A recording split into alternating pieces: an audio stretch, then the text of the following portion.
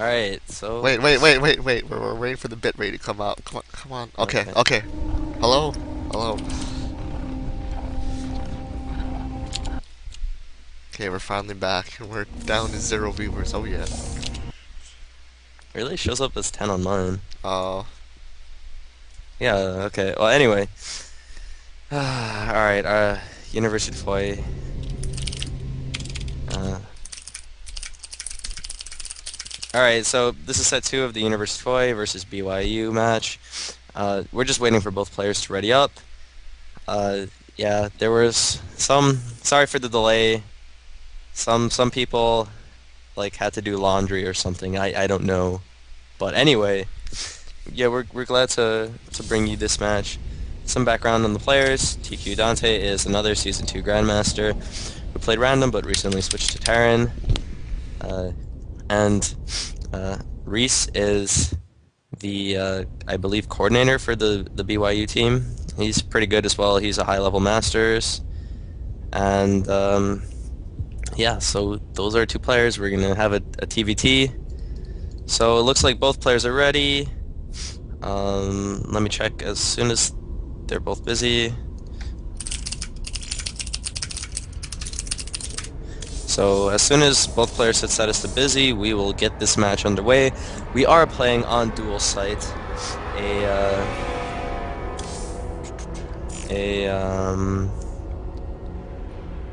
I don't know much about dual site. Alright, well, supposedly they auto-busy in the game. Dante is busy, so we're just waiting for Dante to busy up, and we're getting started. Thanks for joining us, folks. Match 2, I believe ranked 57 BYU versus ranked 28 University of Hawaii. So this should be a good one. Both players very well-mannered, saying good luck, let's have hugs, and have fun. So, you know, everybody loves hugs and fun, so good manner all around. We have seen a lot of TVTs in the past.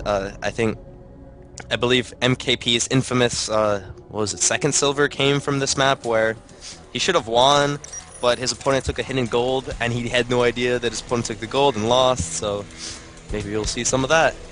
Alright, we have Reese from BYU spawning on the left side of the map, and we have Dante from the University of Hawaii spawning on the right side of the map. In both games, we've had a pink player, Dante, continuing the pink trend. I have no idea what it is with guys in pink, but apparently pink is like some kind of new cool color now. Both players, very standard so far. We should see depots on 10 from both players. TVT is like a very dynamic matchup. You can have completely mech play or completely bio play, or bio and mech play. I mean, Reese throwing out that depot between the gas geysers while Dante throwing it off at his ramp. I really like walling off at the ramp, especially on this map, because you're just so susceptible to cheese that if you don't wall off the ramp, if you get like, I don't know, like proxy racks or double proxy racks, you're pretty screwed. So I like walling off, especially since I like to play bio. Bio play requires wall off most of the time. But yeah, in TVT, you could see very dynamic plays. You can have the stale chess match in TVT where you have both players going mech that are very immobile and jockeying for position. You can have bio play where like both players try and like strangle each other and kill each other. Gas guys are going down on 13 for Reese. Gas guys are going down on 14 for Dante. Dante's a bit slow on that one, but yeah. Or you can have the mech versus bio where both players are fighting each other. I don't know. Mech versus bio is very interesting. I think it's the most interesting fight in all of StarCraft 2. So Dante does wall off quite early and just in time to stop Reese's scouting SCV. And I think we should see orbitals on 15 from both players. Very standard orbital opening builds, and Reese does get that orbital down very late. Dante does get that orbital down as well. So a Marine popping out for both players. And pretty much the norm here.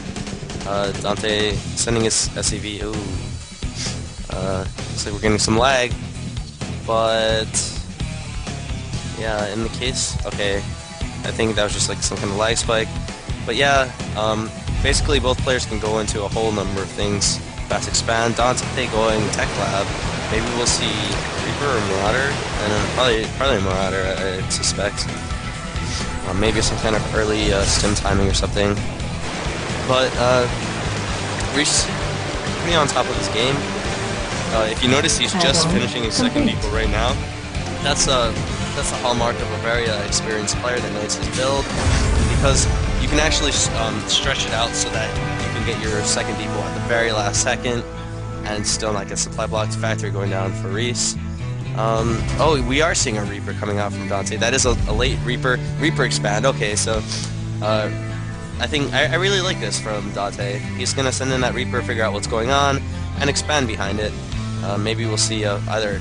I suspect the second racks go down sometime for Dante, but you never know. Dante's like this mysterious guy that likes to do mysterious things. And yep, second rack's going down for Dante. Look how smart I am, folks. And Starport immediately going down for Reese. 1-1-1 build. He is throwing down the tech lab for the factory. I wonder if we're going to see tanks or if we're going to see Banshees. One interesting thing, Reaper coming into the base, hold that thought.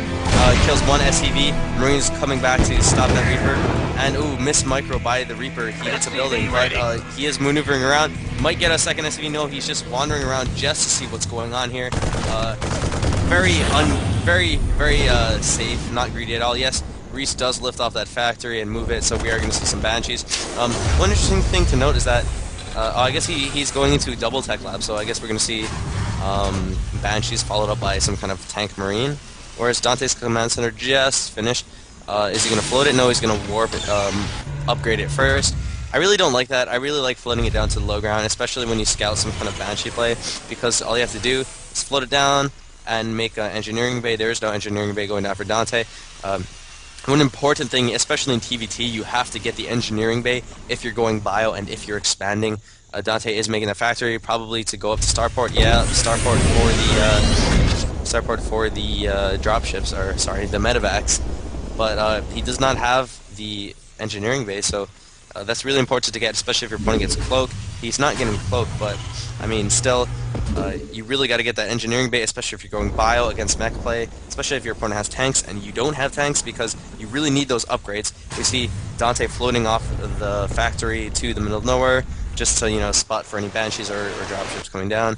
Dante's kind of pushing out, I guess, to cover the other side of his base. Actually, that's a really smart play, but, you know, I really hate not seeing engineering bay, because you really need those early upgrades, especially if your opponent has tanks and you don't. Looks like Reese is pushing out. It's going to be quite deadly, especially since he's going to have to split his units between the push and the Banshee. And this is another thing that I was talking about, right? If your opponent decides to go for a two-pronged attack, meaning Banshees at the back and Army at the front, then you're really stuck, because you don't have turrets to defend the Banshees, and so you either got to focus on stopping the Army at your front or stopping the Banshee at the back that's killing all your units. But I think, Dante did manage to kill off the Banshee with a timely stem. Nice positioning by him, though.